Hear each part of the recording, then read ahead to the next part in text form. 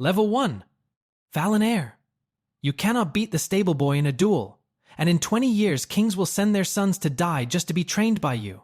That is 20 years off. Tonight you are 17, you have lost 11 bouts this month, and you hold a sword like a man holding a live eel.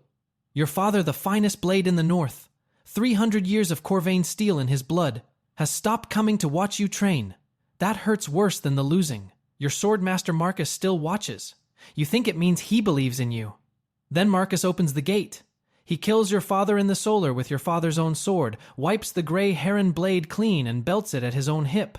Then he looks at you shaking in the corner. The heron dies tonight, he says. You were never the part worth killing. They stack your family in the yard like cordwood. Your mother, your uncles. They light the pyre with you in the middle, breathing, your uncle's dead arm across your face. You crawl out at dawn, cooked, alive. The worst sword in a legendary house and the last one breathing. Marcus will meet you across a blade one day, but he was only the hand. The man who ordered it you will not find for 20 years. Level 2. Squire. You wash the ash out of your hair in a horse trough 2 valleys over and give the reeve a dead soldier's name. Nobody is looking for a squire. Everybody would be looking for the heron boy who crawled out of a fire so the heron boy stays in the fire. He died there. You make sure of it. You take the only work that comes with a sword anywhere near it. Squiring is not knighthood. Nobody tells you that at 17.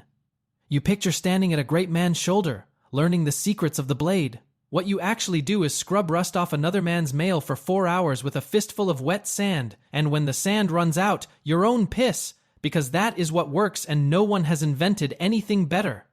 You muck the jester's stall. You haul his oats. You carry a shield you are forbidden to lift in anger. You eat what your knight leaves on the bone, which on a bad week is the memory of meat. You have never been closer to swords. You have never been less allowed to touch one. So you steal the yard at night. You swing at a fence post by moonlight. And this is the part that would shame you if anyone saw you still lose. In your own head, against a post, you lose. 11 bouts to a stable boy will do that. It teaches your hands to expect the ground. There is a one-eyed old drunk who sleeps in the granary and watches you flail. You take him for nobody. The keep is full of nobodies. You are one yourself. One night he speaks without getting up. Your feet are lying to you, he says. They have lied your whole life. That is why you lose. You tell him to mind his wine. Then, because you are 17 and desperate, you set your feet the way he says. You swing. The motion is right. For the first time in your life, the sword goes where you sent it. You turn to look at the old man properly. He watches you with one pale eye like he already knows how this ends. A heron sets its feet before it strikes, he says. You should know that. It is your grip, your father's guard. He says the name softly, into the dark, where no stranger should have it. Corvain, you go cold. You reach for the notched garrison blade you are not supposed to touch. He lifts one hand, tired, not afraid. Peace. If I wanted the bounty, boy, I would have taken it while you slept in the straw drooling. The men who burned your house are still hunting the son who did not burn. They will find him, sooner than you would like. You ask him who he is. Halden, he says, and nothing more, like the name is a coin he has worn smooth. You ask how he knows your grip. That one he will not answer. He tells you something worse instead. He tells you the worst sword in a great house can be made into the best in the realm, into a name they build legends on. He tells you he has seen it done once. He tells you he did it. Then he says, be at the granary before the bell. I will show you what is coming for you. And what he shows you at that granary, before the sun is even up, is the reason you almost run, and the reason, 20 years later, that you never do. Level 3. Man-at-arms. The line breaks in the water, and the man beside you goes under with a billhook in his neck, raiders out of Vale. The kingdom on your border. And that is how you learn what the old man meant when he said he would show you what was coming. Halden did not make you a squire again. He sold your sword arm to a border lord holding the fort at Blackmire, 30 men against a raiding column 3 times that, standing hip deep in a cold river because the crown decided this crossing mattered, and the crown is 1,000 miles away. You go under, not from a wound, from your own mail. 60 pounds of iron rings that keep a man alive on land drag him straight to the riverbed, and nobody warns you about that either. You are pinned by your own armor with a Vale raider on top of you, both of you drowning, and there is no honor down there. No footwork, no crowd. You get your thumb into his eye and you push until he stops, and you climb his sinking body like a ladder, and you break the surface screaming air. Nobody sees it. That is the first real lesson. Battle is not the tourney field. It is mud and panic and a man dying with your thumb in his skull while 30 feet away someone tells a joke. You will kill 4 men before you are 20, and not one of them will look like the drawings. The camp teaches you the rest. More of your company dies of the bloody flux than of veil steel squatting, shivering, undone by bad water, which is a stupid way for a swordsman to die and the most common one there is. You learn where to dig the latrine so it does not drain into the well.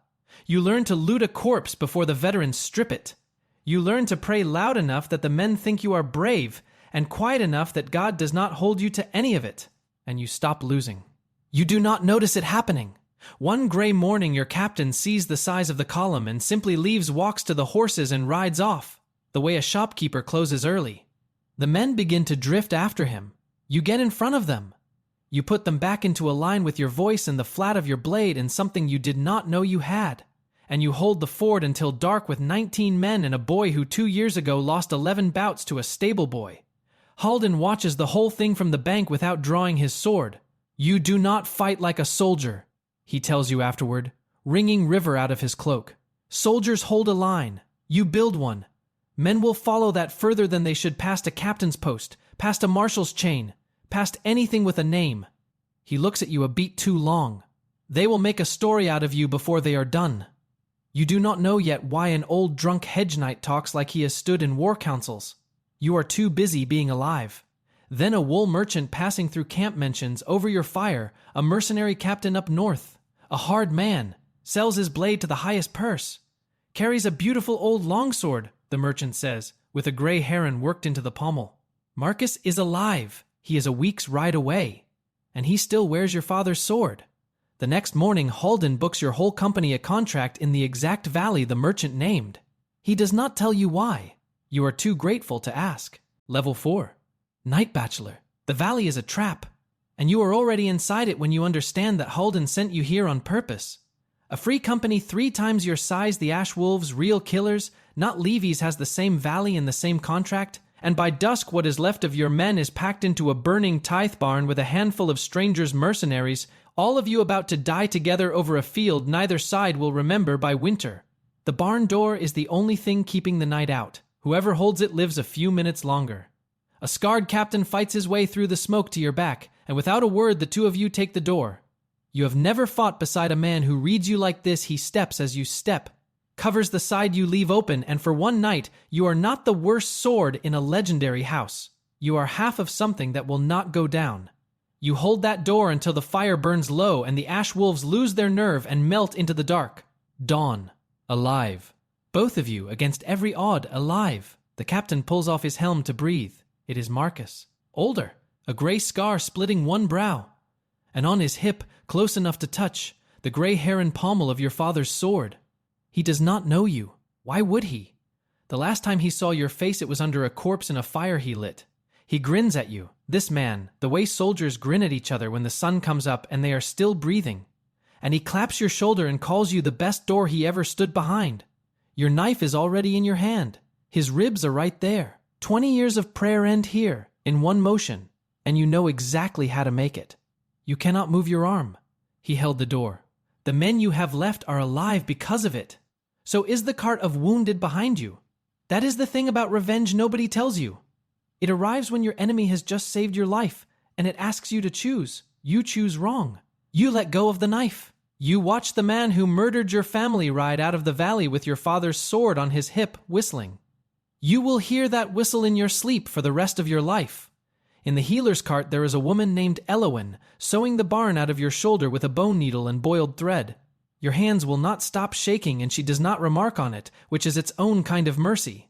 She ties the knot, bites the thread, and says the first gentle thing anyone has said to you since you were 17. The border lord dubs you knight that week for holding the door, for the ford, for a name he thinks is somebody else's. You kneel in the mud and stand up, sir, of a house you still cannot say out loud. They do not tell you the other half of knighthood, that it is a debt.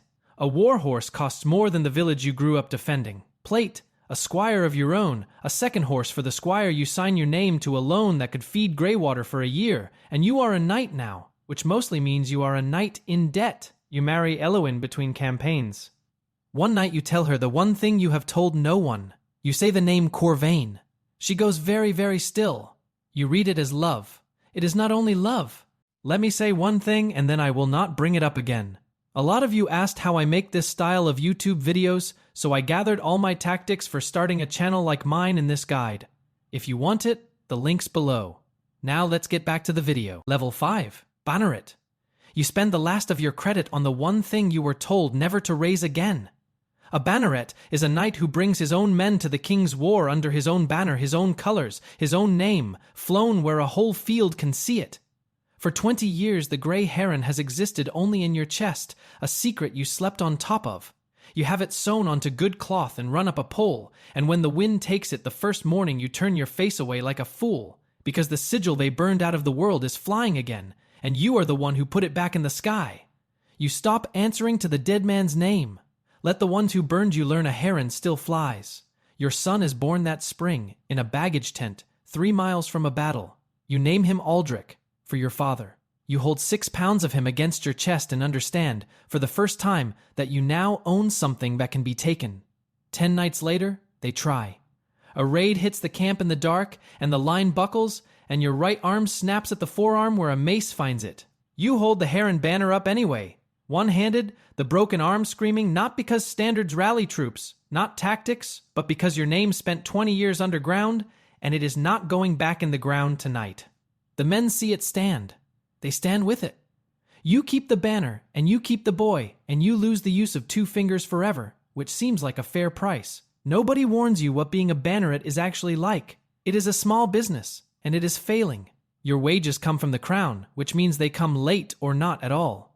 You feed men who then desert with your silver in their boots. You learn that the whole glorious realm runs on unpaid invoices and men too proud to admit they are broke, and that a knight's truest enemy is not the kingdom of Vale but his own moneylender, who does not care how many doors you have held. You win enough, even so, that the king hears the name. King Aldous calls you to court and binds you to the crown by oath. You kneel on marble instead of mud, and it feels like the top of the world. It is also a leash. A sworn sword does not choose his wars anymore, he goes where the crown points. You do not feel the collar close. That is how the good ones always go on. Old Halden is at court now, gray and quiet in the king's long shadow, and he finds you after. You will wear a marshal's chain before you die, he tells you, like a grandfather, like a blessing. You believe him. You want it. You do not once ask why an old hedge knight from a granary is standing this close to a throne. Then the raven comes.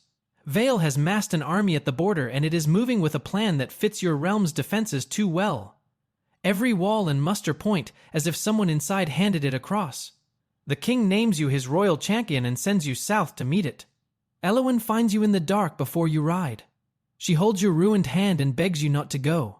Not the way a wife worries. Harder than that. Like she already knows what is waiting at that border. You kiss her forehead and you go? You do not yet ask her how she knows. Level 6. Royal Champion. 2 armies stand a bowshot apart in the cold. And everyone is waiting for you to walk out alone and settle it with one man so the other 10,000 do not have to. That is what a royal champion is. Half a symbol, half an executioner. You are the king's own body on the field. And today the king's body is expected to fight the kingdom of Vale's best sword in the mud between the lines while both hosts watch and pray it means something. It almost never does. But a champion who says so out loud is a champion looking for other work. Vale's champion rides out grinning. He is younger than you and faster, and for a while it is very close. There is nothing in it of the tourney. No lances, no favors, no crowd chanting your colors. It is 2 exhausted men in a churned field trying to drown each other inside their own armor, and you win the way you win everything now ugly, patient. One bad exchange survived at a time until your blade finds the gap under his arm and he goes down in the muck. He is laughing when he dies. That is the part that stops your blood. We had your walls before you had your banner, he says, red in his teeth. Every stone you brought a leak to a war, champion. Then the Vale host attacks anyway. They were never going to honor the duel. The duel was theater, the killing is the play. 10,000 men come across the field, and at the head of their van in Corvain Grey, on a war horse, your father's sword bearer and bright in his fist is Marcus. He was for hire. He is always for hire. And Vale hired the one man in the world who has already burned your family once. The mercy you gave him in that barn is cantering at you now behind 10,000 spears. You hold. When the light goes, you crawl back to your own camp deaf and shaking, looking for the one person who makes the shaking stop. You find her chest instead. The closed chest at the foot of your bed, lit up. Your realm's maps are inside it. Every wall, every muster, every weakness copied in a small neat hand you have watched write your son's name on a nursery slate. Under the maps, a brass cipher wheel. Under the wheel, letters in the tongue of Vale, folded and sealed and unsent. She does not run when you turn around. Before the barn, she says. That is all the explanation she gives, and it is enough. A Vale agent who worked the border camps under a healer's apron, told to find a rising sword and hollow it out from the inside. You rose faster than anyone. You were the one she found. She did it. She was good at it. Your realm is bleeding tonight out of your own bed. Then she tells you the part that was not the mission, that somewhere in the years she stopped pretending, that she loves you and the boy, and that not one dead man on that field cares. She asks you for one thing, not her life. Keep Aldrich safe. So there it is. Your murderer at the head of an army in front of you, your wife at the head of a betrayal behind you, and into the middle of it, the king sends a battle plan. It is brilliant, bold, elegant, drawn in old Halden's spidery hand, and it will finally put you and Marcus on the same patch of ground with swords drawn. You take it. Of course you take it. Halden smiles as you ride out. You are far too full of grief to wonder why an old man smiles before a battle. Level 7. Lord Commander. Halden's plan works exactly as promised, which should have been the first thing to frighten you. They made you Lord Commander for holding the line when the duel came apart. Command now, which means you decide who swings the sword instead of swinging your own. Your first order is to trust the old man's plan. It splits the field like a butcher jointing a carcass, draws Vale's van one way, opens a lane, and puts you and Marcus alone on the same trampled acre with 20 years standing between you like a third man. He knows you the instant you close, not your face, your feet. He sees the herons set them, and 3 exchanges in he understands that the boy he could not be bothered to kill cleanly grew into the best sword in the realm. It is not a long fight. The good ones never are. You kill Marcus with a plain borrowed blade, kneel in the mud, and take Grey Heron out of his dead hand, your father's sword, back in a Corvain grip for the first time since you were 17. You have imagined this moment 10,000 nights. It feels like nothing. It feels like nothing because the plan that gave you Marcus was never about Marcus. To bait him into the open, it thinned the guard around the one man you swore your whole risen life to protect. While you settled a 20-year debt with a dead man, Vale's outriders found the gap you left, and King Aldous of Aldermont died in the same cold mud as everyone else, a spear through the man the realm was built around, alone. You get your revenge and lose your king in the same breath, and this one does not come back. Marcus you can kill. The king you cannot undo. There is no undoing it. It is simply paid, and it stays paid, and you are 40 feet away. You carry him off the field yourself. You will not let the others touch him. His weight is not the weight of your uncle on the pyre. A boy carried a boy that night, but your arms remember the shape of it anyway. A body that was warm this morning, carried by the one who was supposed to keep it warm. They will make you a hero for this. The songs are already coming. The champion who slew the invader's captain. The greatest knight of the age, and everyone leaves out the 40 feet and the king face down in the mud.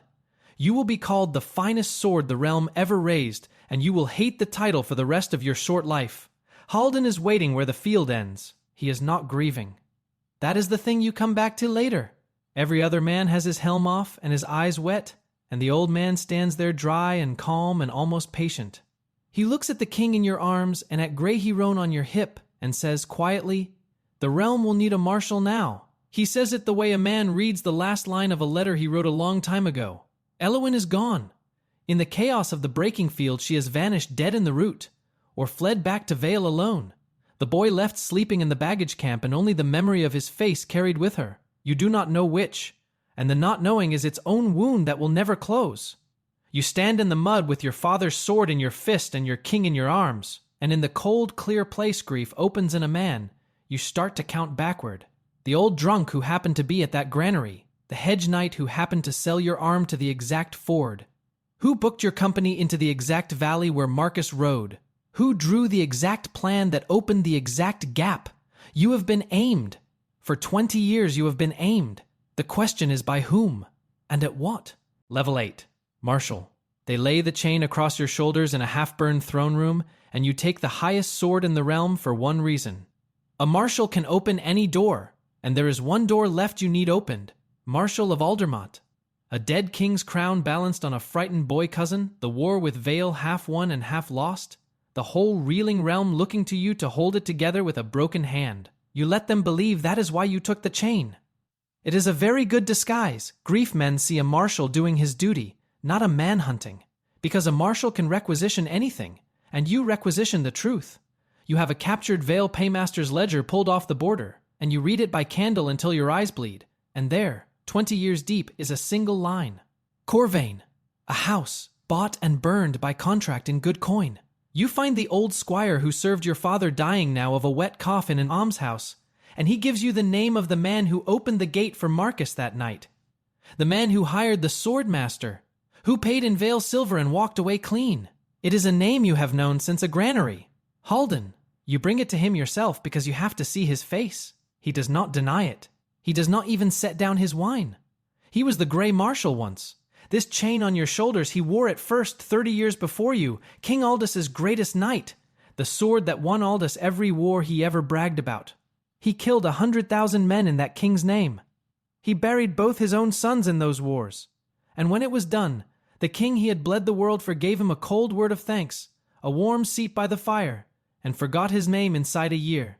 So he decided to burn it all down. The king, the crown, the whole ungrateful machine. He did not do it with a sword. He crossed the border in secret and gave Vale what it never had a mind that knew Aldermont's walls from the inside. Their coin moved on his word, their army marched on his maps. The invasion at your border was his plan all along, run from a seat beside your king's fire. The paymaster in that ledger answered to him. But a man cannot burn a kingdom with silver alone. He needs a weapon. A perfect one. So he found a great and famous sword family with one weak, humiliated son, had that family murdered, pulled the survivor out of the ashes, and spent 20 years forging his grief into the sharpest blade the realm ever held. He gave your rage its edge, its footing, its target, and he pointed it patiently at everything you now command. Your revenge was never yours. It was his tool. You were his tool. He built you. Every kindness at that granary, every corrected grip, every push toward this exact chain, because he needed you to be marshal, needed the whole realm leaning its weight on the one blade he had forged to break it. The mentor who saved your life and the man who ended your family were the same man, running the same plan, the entire length of your life. The sword in your hand was put there by the man who ordered it drawn. You look down at Grey Heron. Even the sword is his doing. He is the reason it ever left your father's grip. There is nothing in your whole life he did not touch. Halden drains his cup. He is not afraid of you. He made you, and a maker knows his work. The realm has one enemy left standing, he says. The man who forged its marshal. Only one of us should walk off the field that made us both. He tells you where. He tells you when. Come alone. Level 9. Legendary knight. You come alone, the way he asked. Because after 20 years you owe the truth at least that much. An empty field at dusk. No army. No banners, no crowd, no king to protect and fail. Just 2 marshals of Aldermont, the old and the new, the man who forged the sword, and the sword itself, and the gray light going out of the sky. It was always going to be the 2 of you. Everyone else was scenery he arranged. He is old, and he is still the Grey Marshal. He fights like the man who taught the men who taught you, because that is exactly what he is. Every guard he breaks he can name. Every counter you throw he drilled into some squire 40 years ago, who drilled it into someone who drilled it into you. Fighting Halden is fighting your own reflection 20 years upstream. And he smiles the whole time, because even here, even now, you are only doing the thing he built you to do. You are better. Barely. By the width of the 2 fingers you lost holding a banner up in the dark. You win. Graihiron finds the gap over his hip and goes home, and the old man sits down in the grass almost gently, and the plan that ran the length of your life ends in the weeds. But he has opened you as he fell a long deep line from hip to ribs, and you both knew before the last blow landed that this was a trade and not a triumph. He wanted to take the sword into the ground with him. He is taking its wielder instead. You sit down beside the man who murdered your family and made your whole life, because your legs will not hold you, and the 2 of you bleed into the same field while the light fails. You do not get the marble halls. You do not get the king's peace, or the boy cousin's crown set right, or Eloine walking back out of the dark with your son's hand in hers. You get a quiet field, a cooling sword, and 20 years that were never once your own idea, ending in the exact grass a dead old man chose, except for the one thing he did not plan. He built a blade to destroy the realm. He did not plan that it would save it. Veil breaks without the old man's silver, and the old man's plan the army was only ever his hammer. The half-won war tips, quietly, to one. The frightened boy on the throne grows into the crown, and the gray heron flies over Greywater Keep again and stays, because the last Corvain spent his whole borrowed life putting it back in the sky and holding it there with a broken hand. They will call you the greatest knight the realm ever named. They are right. It cost everything. And you would not know how to tell them that the boy who earned it once lost 11 bouts in a month to a stable boy and cried about it in the straw. Years later, there is a yard at Greywater. A boy is in it. Aldrich, your Aldrich, raised on a name and a sword he cannot yet swing. He has just lost a practice bout to a boy half his size, in front of the whole household, and he will not lift his eyes off the dirt. His shoulders carry your shame in them. His grip is wrong. His feet are lying to him. Then he picks up Grey Heron. He sets his feet the way his father set his, the way a one-eyed old man once set them in the dark, though the boy will never know that part. He swings. The motion is right. If this story stayed with you, like and subscribe for more.